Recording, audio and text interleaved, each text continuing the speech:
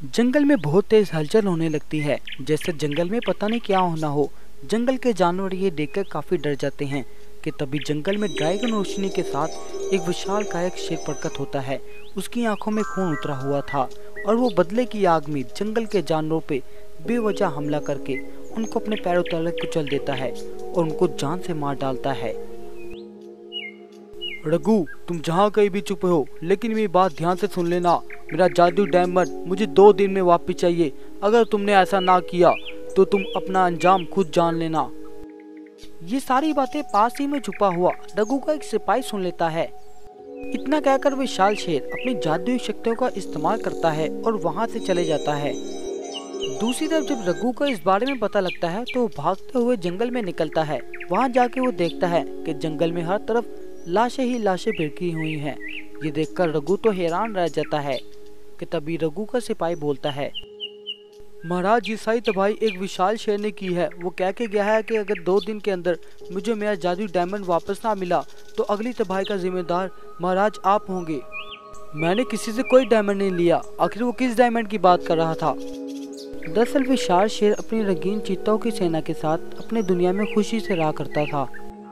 विशाल शेर उसकी सेना के पास एक जादुई डायमंड था जिसकी मदद से वो अपने पास कुछ भी हासिल कर सकते थे।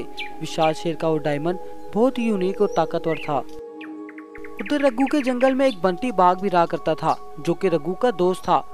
रघु की खुशहाली बंटी बाघ से देखी नहीं जाती थी। बंटी बाघ रघु से अंदर अंदर ही जलता रहता था और उसे नुकसान पहुंचाने के तरीके ढूंढता रहता था। एक बार बंटी बाघ जंगल में अकेला टहल रहा होता है कि तभी टहलते टहलते उसकी नजर एक रंगीन चीता पे पड़ती है जिसके सर पे एक जादुई डायमंड रखा हुआ था। बाघ उस जादुई डायमंड को देखकर अपने ज़हन में एक प्लान बना लेता है और उसके पीछे चल पड़ता है। बंटी बाघ पीछा करते करते रंगीन चीताओं की दुनिया में पहुंच जाता है और वहां विशाल शेर को देख लेता है। और रात के समय जब सब रंगीन चीता अपनी जादुई शक्तियां डायमंड में डाल रहे थे तो ये सारा सीन पास ही में बैठा हुआ बंटी बाघ देख लेता है। बंटी चुपके चुपके चोरी से वो जादुई डायमंड उठा लेता है और वहां से निकल पड़ता है और अपने जंगल की तरफ वापस आ जाता है। आखिरकार रघु की बर्बादी का समय आ चुका है। ये जादुई डायमंड मैं रघु को जाके दे दूंगा। जैसे रंगीन चीता और विशाल शेर को इस बारे में पता लगेगा कि जादुई डायमंड रघु के पास है तो रघु को वो तहस महस कर देंगे। और अगले दिन बंटी बाघ एक जख्मी भालू की खाल पहन लेता है और रघु की गुफा पर जाकर भेड़ूपिया बाघ रघु से कहता है, महाराज, मैं बहुत भूखा और जख्मी हूँ। मेरी हालत इतनी बुरी है कि मैं सफर नहीं कर सकता। मैंने सुना है आप बहुत दयालु और बहुत अच्छे हैं। क्या कुछ दिन के लिए मैं आपके जंगल में रह सकता हूँ महाराज?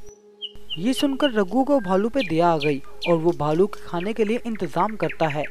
ऐसे ही रघु कुछ दिन तक भेड़ूपिया बाघ की बहुत ज्यादा सेवा करता है। उसके खाने पीने से लेकर उसके रहन सहन तक सब चीजों का ख्याल रखता है। थोड़ी देर बाद बंटी बाघ उठ खड़ा हुआ और रघु के पास जाकर कहता है, महाराज, आपने मेरी बहुत सेवा की, इसलिए मैं आपसे बहुत खुश हूँ। आपको मैं जादू डायमंड उपहार में दे जाता हूँ। ये जादू डायमंड आपके बुरे वक्त में आपकी मदद करेगा। इस तरह से जादू डायमंड बंटी बाघ ने रघु को दे दिया था और वहाँ से चले गया था। और अपने ठिकाने पे पहुंचकर बंटी बाघ ने भालू की खाल उतार दी। अब बंटी खुशी के जश्न मनाने लगता है। इस तरह बंटी बाघ ने रघु को अपने जाल में फंसाकर उसे बड़ी परेशानी में डाल दिया था। अब रघु बड़ा परेशान हो रहा था। कुछ देर बाद रघु की गुफा के आगे जादुई पंखों वाला विशाल शेर प्रकट होता है। विशाल शेर रघु का पुराना दोस्त था।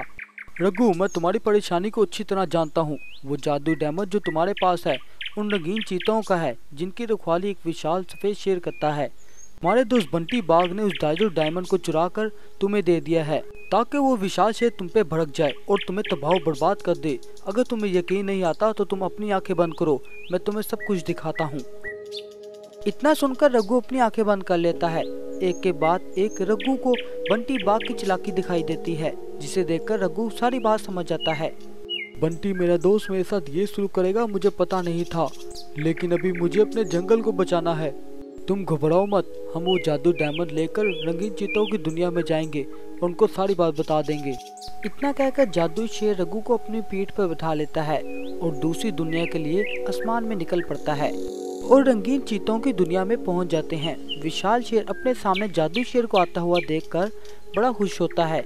विशाल शेर और रघु बंटी बाघ की सारी चालाकी बता देते हैं और जादू डायमंड विशाल चीताओं को वापस कर देते हैं। रघु, जिस चीज की हम तुम्हें सजा दे रहे थे हमें माफ करना, वो गुनाह तो तुमने किया ही नहीं, लेकिन तुम एक बात याद रखना, बंटी बाघ को उसकी सजा बहुत बड़ी मिलेगी। इतना कहकर विशाल शेर बंटी बाघ को अपने सामने ले आता है और उसके ऊपर अपनी जादुई शक्तियों का हमला करके उसे एक पत्थर का बना देता है। रघु शेर अपनी पत्नी रीना शेरनी के साथ जंगल का ख्याल रखते हुए सब जानवरों के साथ खुशी खुशी रहने लगते हैं।